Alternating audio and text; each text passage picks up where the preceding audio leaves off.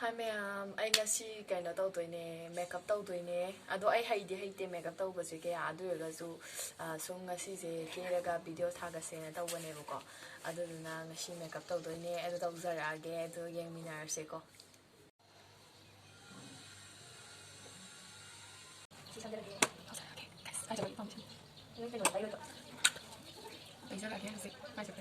Tu cái này mẹ cái Fit Me Foundation cái làm nữa rồi này. Không sao ăn cái gì.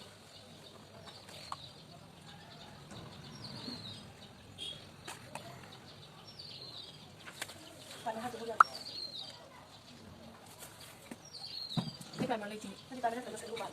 Bao nhiêu này?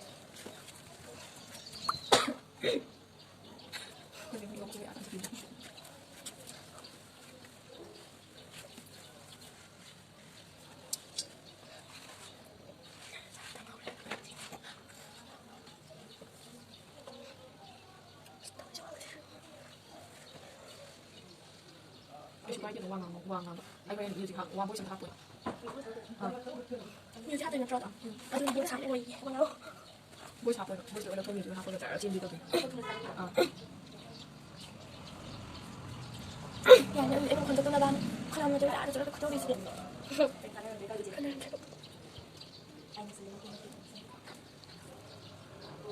여기는 좀 이렇게. 이거 내가 가지 나 지금 와도 돼. 너무 더 와도 너무. 어디 가서 이게. 저기 가자. 아 잘해 지금 빨리 가자요. 자기는 간다 이거 하면 그냥 우리는 비전이야 우리는 이제 화나는 거잖아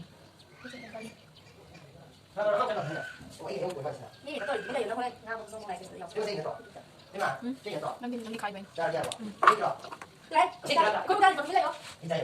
Cái gì à? 아까 또 있네 남민이 남민이 À, xin lỗi này. Chưa này, vào lấy đây nha. khi không làm gì nữa Ôi, có gì ăn đi, ăn uống gì? Cái gì nữa à?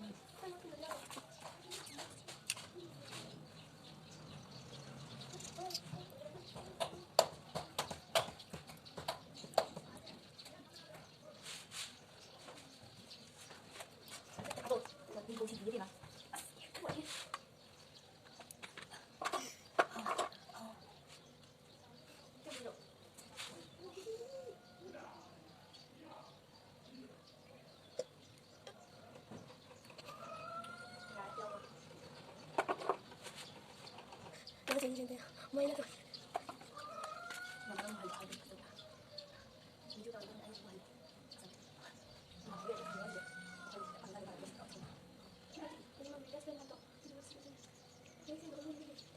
이거 내고 다시 좀 나와. 아니 감지. 나 사무장 같아 하네. 애들 저도. 거기 오면 이따가 이제 안 하고 그래. 저기 나 좀. 아니 야 같이. 어디 뒤져 통해. 저기 여기 통해 통해. 그냥 뭐 통돌라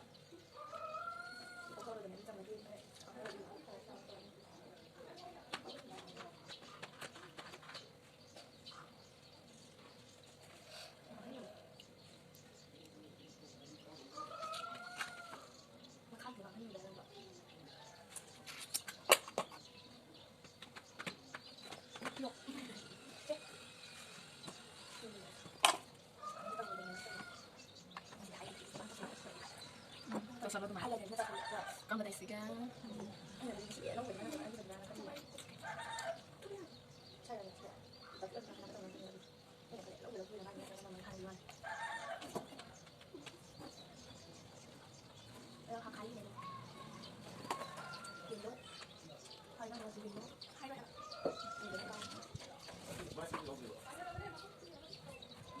망살래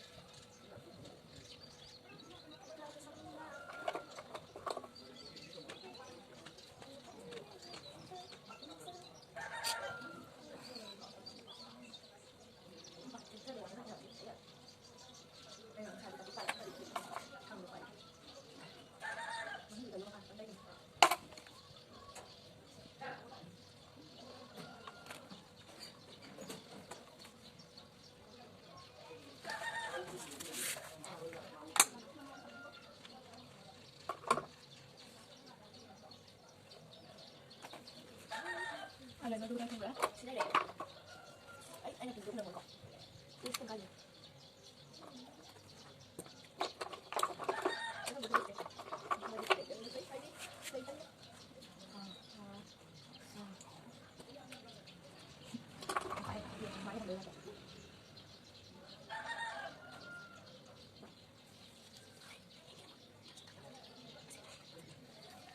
nếu toàn thôi còn lại còn giỏi đừng có đây được ông thấy cái mình ai cái bố bố câu ta được xong hai cái nhau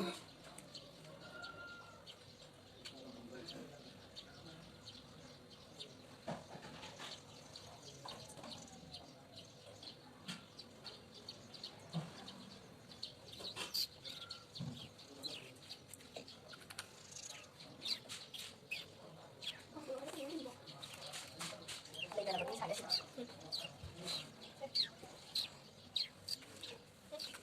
anh nói được chứ xin là con được không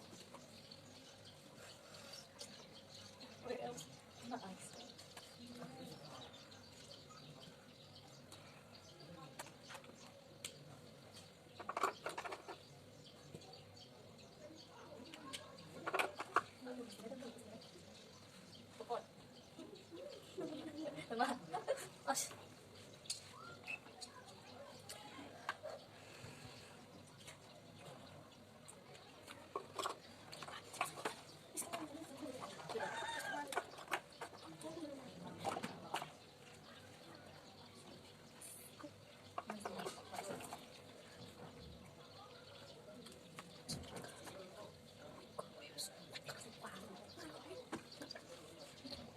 Nó bạn không được.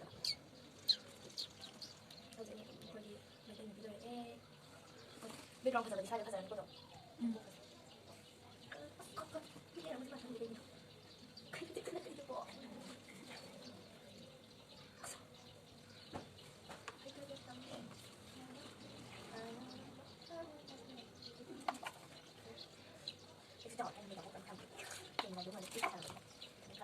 hôm nay không thể lên cái chị hôm nay không thể lên cái đó em kể là làm phát thải cái xem đi ba kỳ vào bằng đấy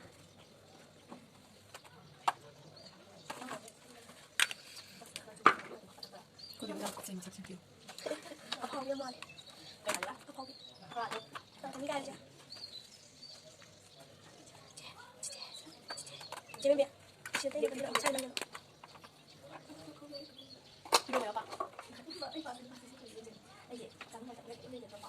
sai đi ta thì cái này con đi các bạn đi em được nó phải xin lỗi được làm tôi sẽ thắc mắc thôi ai cứ nó mà nó là gì vậy cái đó nó được rồi nó cái đó đây là một bộ xin lỗi mascara không được ai không được không được đâu còn gì đấy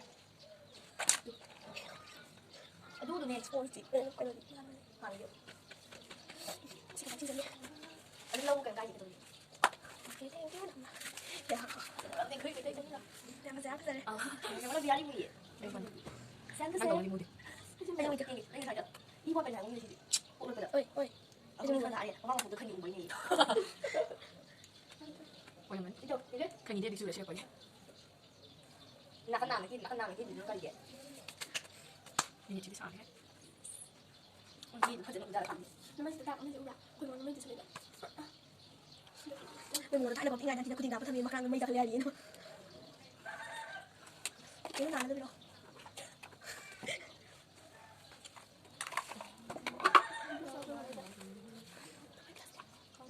nó sao mày phải để cho mày ông giấu cái hai hai để nó quên mà nó quên mà ông sinh ra như thằng tao rồi nó sinh ra em nghĩ là bạn gì đâu sẽ thấy là bạn đi hai bạn biết hai bạn em đã em không nhớ cái là mình phải dài xong gì nó mới biết thằng đâu mình tự ra chị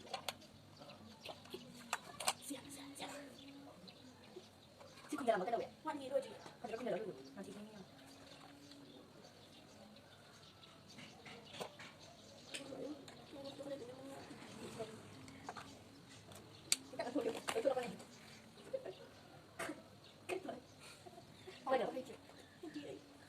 Hành tới hai là khỉ gì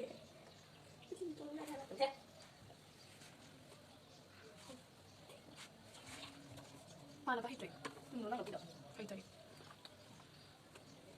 aku tuh nonton nggak ya kan kalau kata ini hari itu hari mai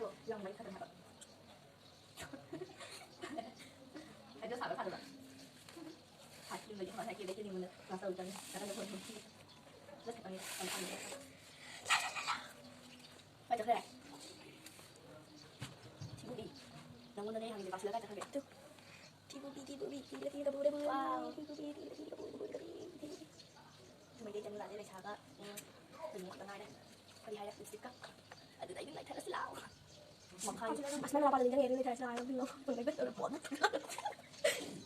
apa ya Girl, sao giờ anh đặt cho cái thuốc nào?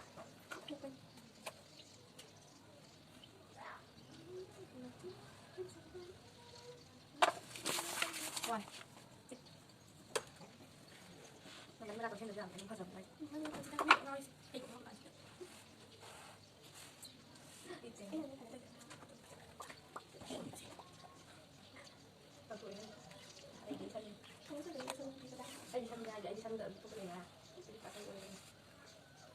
Chị được rồi, sao bây giờ tay bạn sai cái tay này, anh xin ai là sẽ sao hai không được dùng được, không có dùng. Đã cái nào vậy?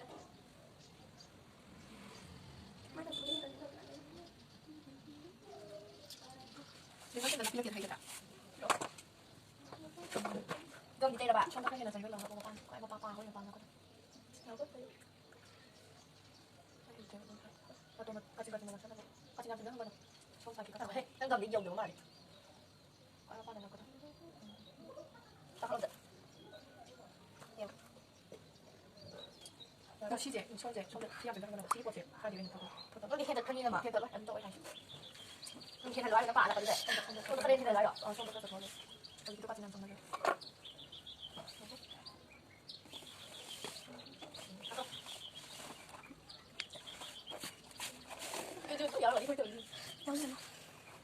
Tapi ada nama lain juga. Ada yang siapa nama sih? Siapa?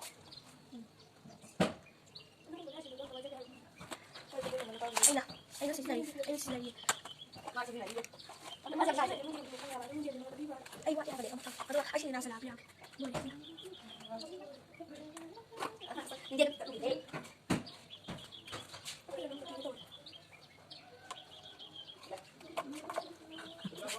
Bạn không gì? Bạn không gì? Bạn cũng cái gì mà được? Pasal apa? Anh đâu có biết. Anh này. Nhưng mà anh này biết.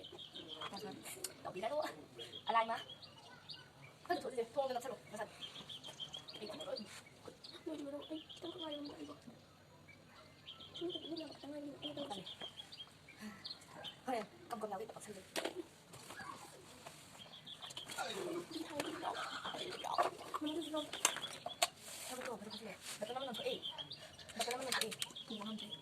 Siapa tahu nanti pakai yang lain nanti.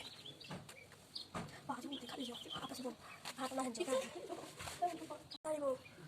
Tari, Bu. Wow, cái tính là phát ra đây hết, đây đấy. Nghĩ đấy đi quanh cái này lên cái tài. Mẹ kia vào lời giờ đi.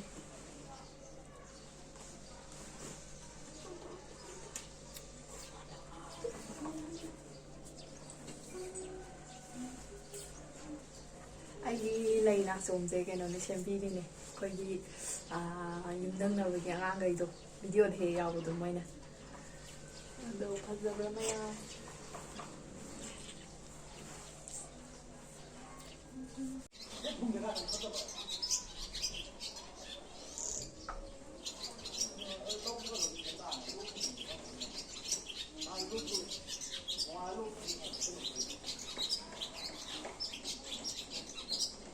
ꯃꯌꯥꯝ ꯐꯖꯕ꯭ꯔꯥ ꯀꯥꯏꯅ ꯑꯩ ꯄꯣꯁ ꯇꯧꯗꯣꯏꯅꯣ ꯈꯪꯗ꯭ꯔꯦ